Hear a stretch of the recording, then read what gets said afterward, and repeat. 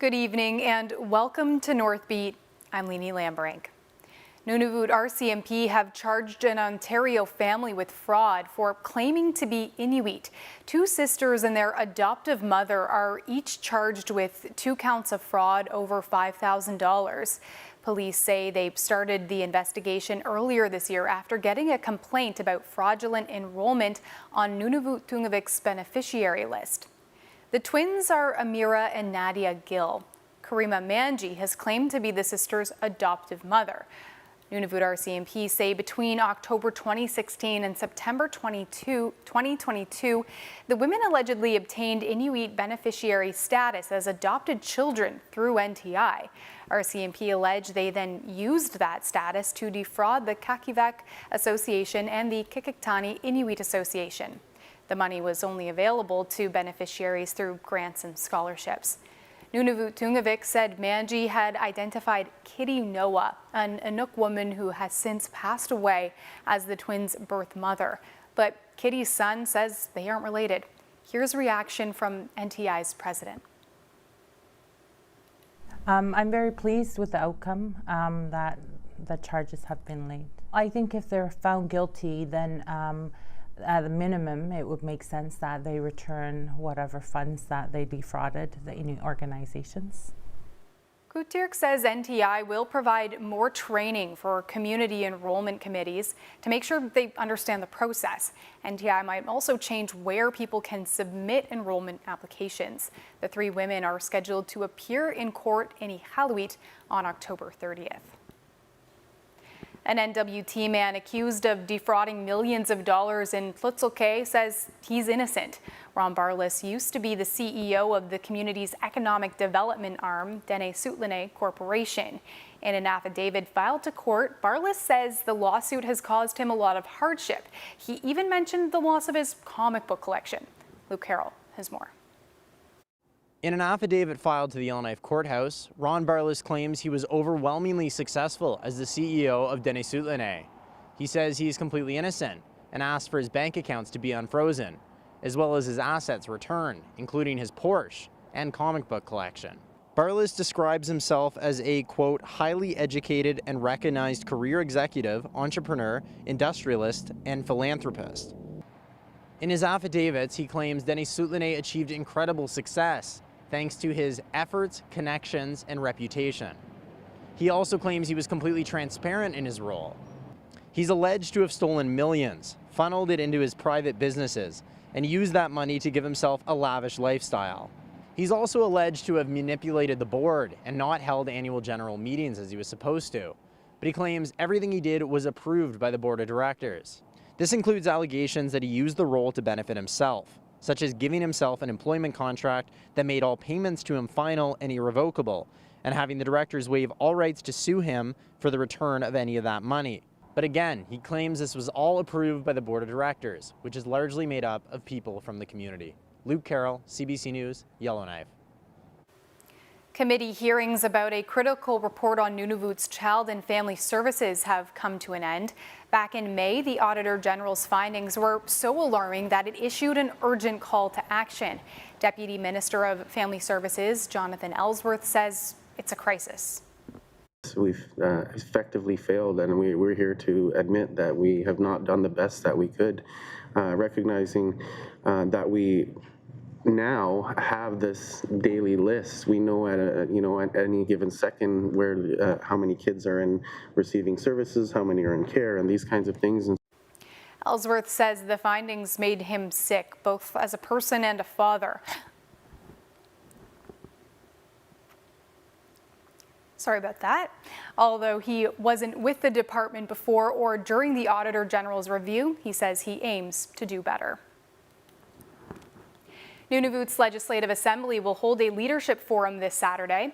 The purpose is to select 2 new members of the Executive Council to replace Joanna Kwasa, she resigned earlier this week, and Craig Simailuk, who resigned in March.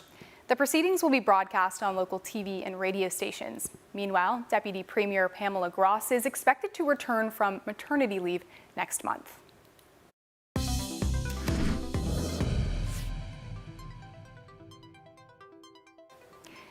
The federal government introduced new legislation today aimed at helping with housing and grocery affordability. The bill would remove GST on new rental housing construction and beef up powers for the Competition Bureau to look into what grocery companies are doing. But as JP Tasker reports, opposition parties are skeptical. Under political pressure to tackle eye-popping home prices and sticker shock at the grocery store, we're focused on making life more affordable for Canadians, and we'll be continuing this work in the days and weeks to come. Prime Minister Justin Trudeau is touting new legislation that could help ease the pain. The government's bill has two main components. The first, Ottawa will scrap the federal GST on new rental home construction, a 5% savings designed to prompt a building boom. The second, new powers for the Competition Bureau, changes that could curb future mergers in the grocery sector. After a number of decades, it's about time that we act decisively on competition. I urge opposition leaders back home to help us get today's real solutions passed quickly. But the Conservative leader isn't on side. The GST exemption applies to all new apartments, not just affordable ones. We want the builders who qualify for it to have affordable apartment rentals so that Canadians can actually live in them. God forbid, the limousine Liberals want all the money to go to the penthouse apartments. Housing Minister Sean Fraser isn't fazed by that criticism. While poking fun at the Tory leader's new look, Fraser says all rental housing stock will help with the supply crunch. He is literally cutting money that's going to build homes and planning to tax the people who build them. If he can't see that that don't work, he should go back to his image consultant and tell them that he needs to start wearing glasses again. The measures announced today won't bring down costs in the short term. It will take years to build new rental housing, and a beefed-up Competition Bureau can't force retailers to slash prices. That leaves the governing Liberals vulnerable to opponents who are ready to pounce. JP Tasker, CBC News, Ottawa. It's hurricane season in eastern Canada, bringing a reminder that in some parts of the country, sudden heavy rainfall events are becoming more frequent. In New Brunswick, one organization is tackling the problem at its source, dairy and beef farms. As CBC's Harry Forrestal tells us, wandering livestock can alter waterways with catastrophic consequences downstream.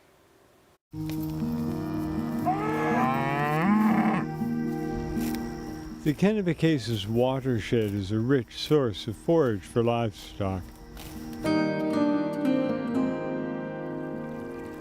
Dozens of streams and brooks crisscross these pastures, nourishing herds of dairy and beef cattle with a fattening crop of tasty grass.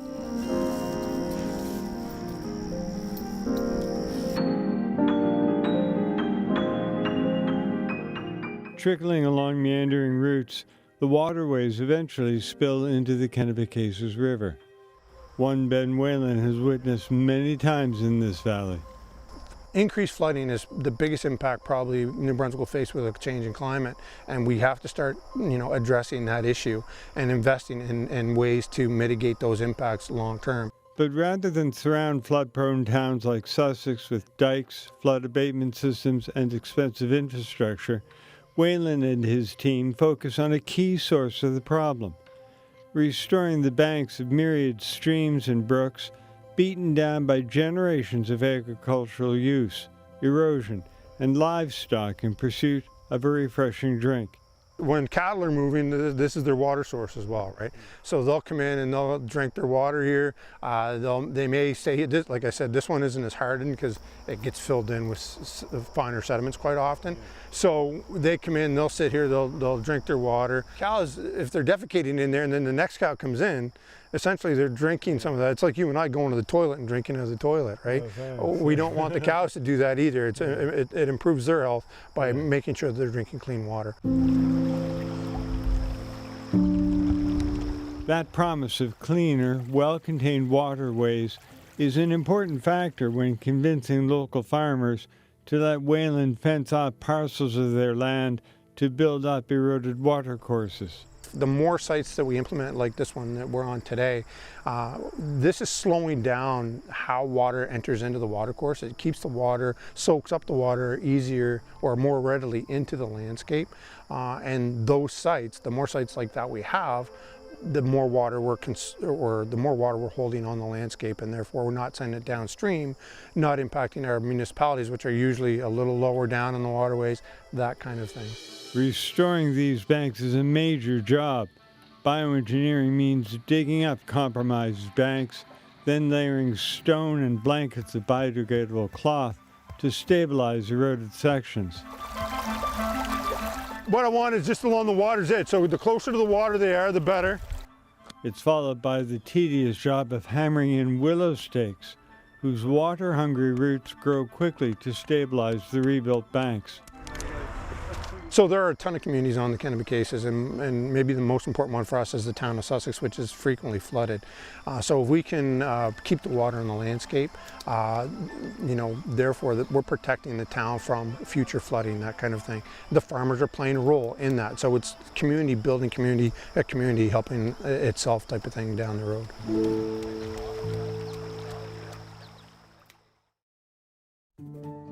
Norman Wells is saving energy and money in its arena with new LED lighting.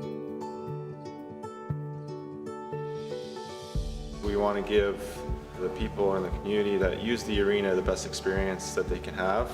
The application process was flawless, and I would encourage other communities to look into this fund with Arctic Energy Alliance.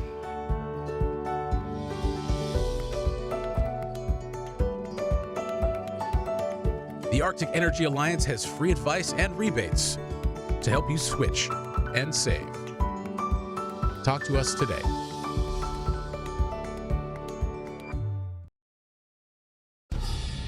May I guess your taste? Not wrong to have ambition. Don't let fear hold you back. You don't let them win. You're gonna see things you never forget. We look so beautiful together. You are our tomorrow. When it comes to protecting the world's cuddliest creatures, we just got a 911 on a bear in a hot tub. You'll need animal control. Did he turn the jets on? Watch all episodes now. We're ready to go when you need to know. Good morning. I'm Heather Hiscox. We begin with breaking news. To see from behind us here how big the fire is. You're giving me the hard questions. Yes, I found Canadians. Start your day with us on CBC Morning Live. We overspend and overcook, which is disastrous for our wallets and the planet. That's a lot of waste. Your job is to discover the mystery dessert. What is it? What is it? Raspberries. Dark chocolate. We're gonna win. Woo!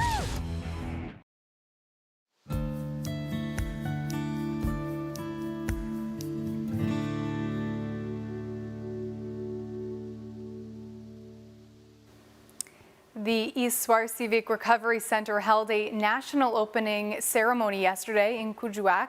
The $53 million alcohol and drug treatment center was a long time coming. Lindsay Ann Palliser was there. We've all been touched by this one way or another. I'm not immune from it. Bita Atami is the president of Makivik. There were many emotional moments for leaders who took part in the opening ceremony. The larger facility overlooks the river in Kuujjuaq, and their new healing program was created for Inuit by Inuit in Nunavut. While initially following the AA model, the newly revised program was influenced by traditional Inuit cultural practices. This new model also includes the whole family with childcare and schooling. Also, youth and children are part of the healing program. Anita Ananak is youth counselor of Histoire Civique. I have to start opening up to them, this is who I am, this is, and then they start following, they start opening, and at the end of the cycle we're all like a family, you know. Histoire Civique can take 32 Inuit and their families per cycle. Each cycle lasts 8 weeks. They have a sewing center, classroom for children, on-the-land programs, counseling services to help their clients heal. This innovative approach to healing is a welcome change for the center. Itwa Snowball is executive director of Histoire Civique Recovery Center. When people are surrounded by their own culture and own language, they feel a lot more welcome. The program works a lot better for people once they are in familiar surroundings. With Inuit cultural practices in mind, Kuujjuaq's new recovery center will offer Inuit a safe place to heal from the traumas caused by decades of colonization. Lindsay Ann Palliser, CBC News, Kuujjuaq. Today is the final day of the season for the fireweed market in Whitehorse. Vendors and sellers are gathered in Shipyards Park right now, and despite rising inflation and the cost of production, it's been a busy season. To help offset rising costs, market organizers did not raise vendor fees this year. So that's something that we purposely, intentionally decided to do, to not raise our fees this year, despite everything that's going on, and we feel really good about that. And I think, yeah, we've had the busiest season yet, both in terms of vendors and customers. I spend a lot of time in the remote communities in the Northwest Territories, so when I come back here and there's all this beautiful produce and flowers, I'm not paying a ton of attention to the price. And the prices are going to be lower than they are in, for example, Fork and Hope. The costs of production are definitely higher. Everybody's feeling the inflation, the increase of inflation on everything, shipping, all of our tools and materials that we need for growing. So unfortunately, we did have to increase our prices to kind of make up for that. But some people will hesitate on the cost, and I can totally understand that. But nonetheless, we have a lot of folks who still support us through it all, so really appreciate that. Organizers say there were as many as 70 vendors over the summer. Today's final market runs until 7 o'clock local time. The Yukon's Humane Society says it's seen a significant increase in pet adoptions this year. They made the adoption process easier nearly a year ago. Cheryl Kawaja brings us the story. The Humane Society's shelter in Whitehorse is a busy place these days. We're on track to do over 300 adoptions this year. That's up significantly from previous years, says Marie Rowe, the executive director. In part, she says because they've switched up how they do adoptions. I do think it's changed a lot. A lot of people are more comfortable coming in here. There's no judgment now, so you can come in, and if you think that you would like an animal, then let's give it a shot. So if you want to go into Chloe's kennel. It's been almost a full year since the change, and Rowe says the adoption rate speaks to the shift. Before, we used to have references and different kinds of checks and lots of hoops to jump through to adopt an animal through the Humane Society, but this year we've changed that. So now it's all conversation based. So you come into the shelter, you meet the animals, we see if that animal is the right fit for your home. These little guys aren't quite ready just yet, but they'll be looking for a home soon. Rose says there are now programs to adopt a dog for a day and various volunteer opportunities.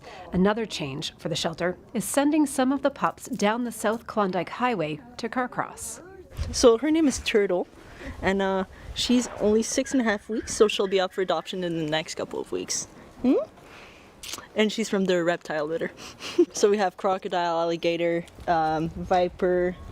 There's so many of them. This tourism operation is hosting shelter puppies in their petting zoo. We're taking all the little puppies that come through that can stay outside. So we won't get chihuahuas, but we'll get all the Yukon specials, and our goal is just to socialize them, assure proper growth, vaccination, and at the same time we're trying to rehome them. More than 40 shelter dogs have spent time at Wild Adventure Yukon this summer. Most of them have been adopted. We don't want to breed puppies indiscriminately for tourism. So we felt it was a better way to give back, to bring in puppies that could be possibly rehomed. 3 of the visiting puppies are flying out this week, adopted by American tourists. Everyone gets to see those puppies in a different atmosphere. It's not the puppies from the shelter. They're in a home, they're cared for, people are loving them up every day, they're getting the pets. Rowe hopes the number of adoptions will continue to rise and that more people will feel welcome to come and visit the local shelter. Cheryl Kawaja, CBC News, Whitehorse.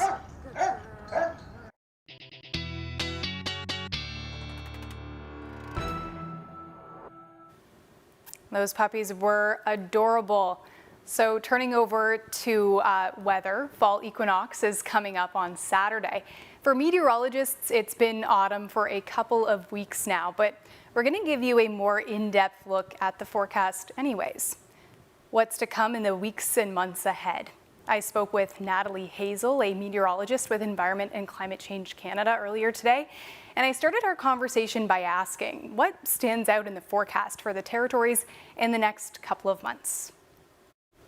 So looking at the seasonal forecast, it is issued at the end of every month. So as you mentioned, fall for me started at the beginning of September. We don't really follow the equinox solstice calendar dates exactly. And looking at this map, we have basically overall, looking at September, October, November, overall through most of the country and most of up north, a suggestion at least that we'll have above normal temperatures. It might be too early to say, but do we know anything about winter conditions in the north yet?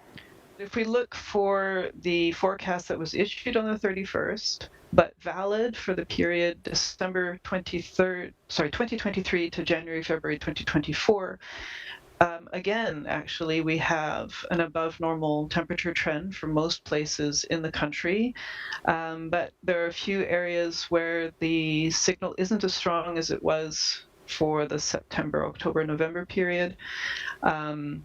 And so it could literally go either way in a lot of places, and I would argue that that covers most of the Northwest Territories. What is a signal?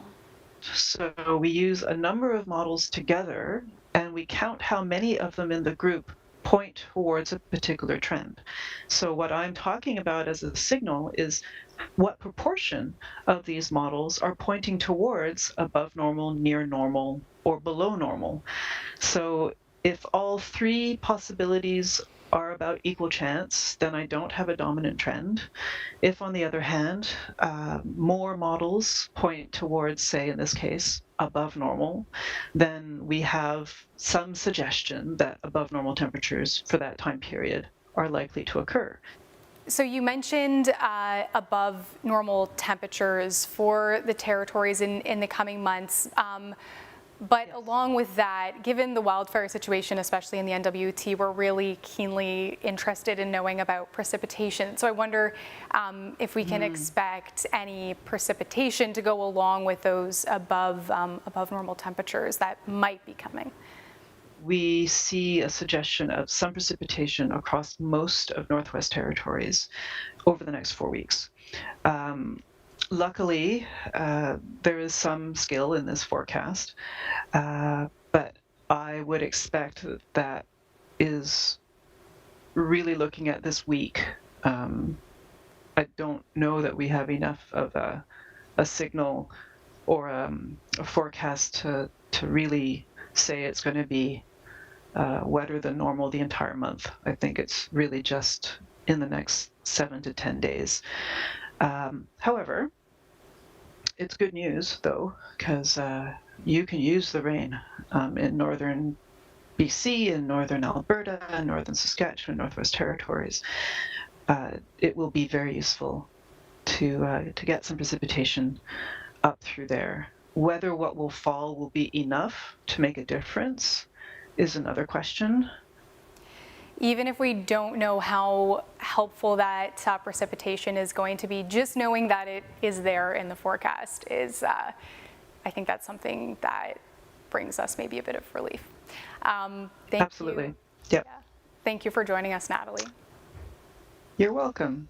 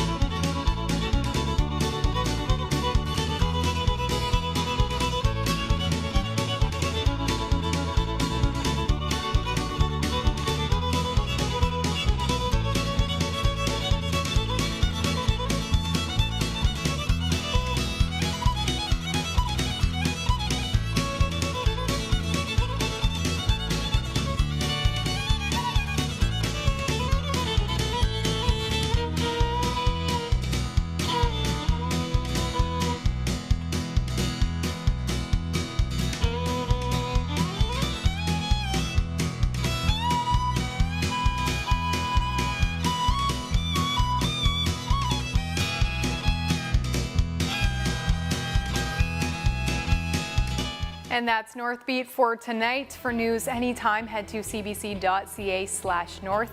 Thanks for watching. I'm Leanie Lambrink. Have a good night.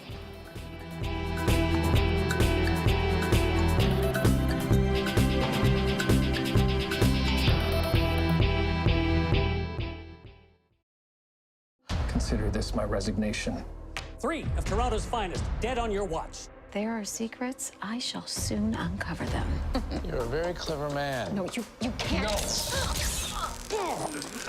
You'll be needing your rest. Desperate times call for desperate measures, do they not? Where are they? The detective and his wife have gone missing. I don't know where they are. Help! Help!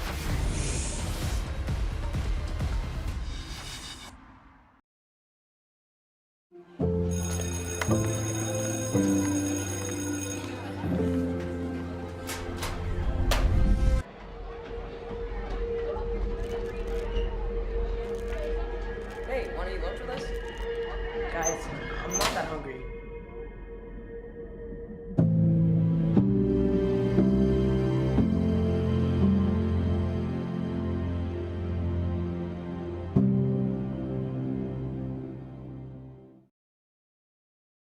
We overspend and overcook, which is disastrous for our wallets and the planet. That's a lot of waste. May I guess your taste? Not wrong to have ambition. Don't let fear hold you back. Your job is to discover the mystery dessert. What is it? What is it? Raspberries. Dark chocolate. I think I got it. Woo! You don't let them win. You're gonna see things you never forget. They look so beautiful together. You are our tomorrow. Treaty in Cree is Naskomitoin, an oral agreement. And our agreements were always spoken. For George Spence, the core of treaty was Wichihioin, to help one another. And so we, the commissioners... He was there for the making of Treaty 9, where the Cree were told... We will honor this agreement together, for as long as the sun shines and the waters flow. The Cree made their mark because they were assured that the land would be shared, and they would always be able to harvest what they needed.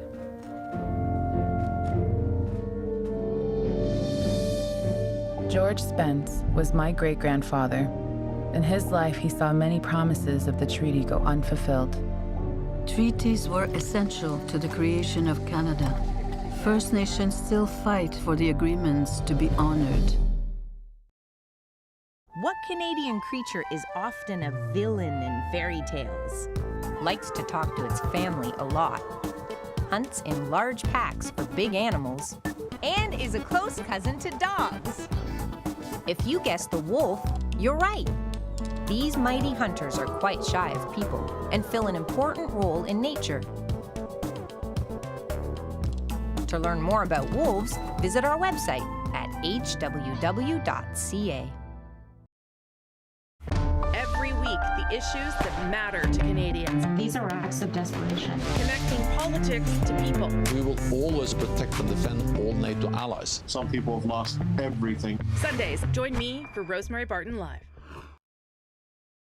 When I arrived in Canada, there were not many women who looked like me. Not everyone was welcoming. But my husband made a new life here in this distant country. And I thought here I could belong. And many others could too. As the years went on, our town flourished. Our community worked together and took care of each other. Our children grew up with a true sense of belonging. Here in Baldi, we built our home, and we wanted others to do the same. Established by South Asian immigrants in 1917, the mill town of Baldi, British Columbia was one of Canada's first inclusive multicultural communities. Get the news you need without restrictions. Download the free CBC News app.